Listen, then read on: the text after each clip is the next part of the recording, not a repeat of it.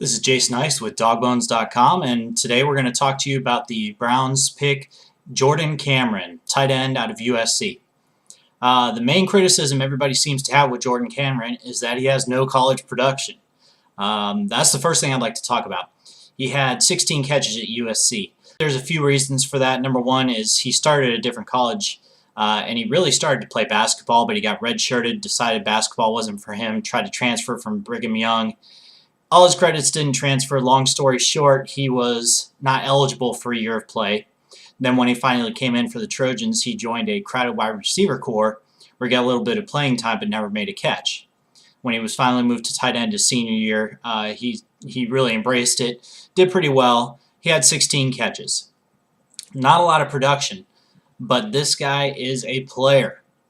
Let's talk about another guy who seems to follow the almost exact same path of the NFL. Jimmy Graham, drafted last year by the New Orleans Saints.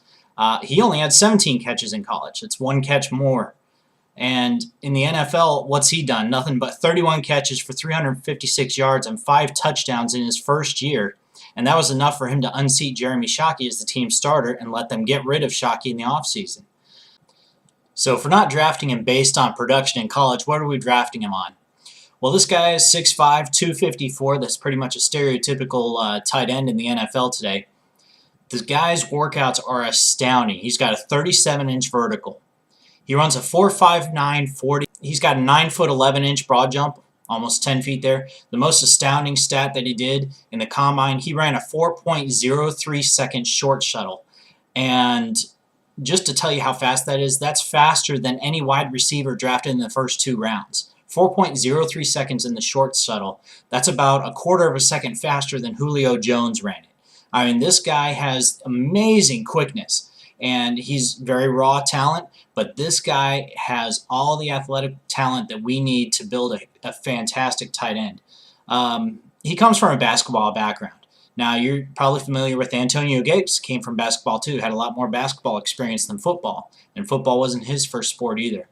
And that seems to be the way the NFL is going with these tight ends. You're getting away from the mold of a big blocking tight end who just kind of fits in on the end of the line and is there to block linebackers. Now we're getting into tight ends that are basically just receivers that have a bigger size that aren't afraid to go over the middle. The good thing about Jordan Cameron is that he's a little bit of both. He's very raw technique-wise from a blocking standpoint, but he's willing to do it, and he's actually shown some talent in doing it.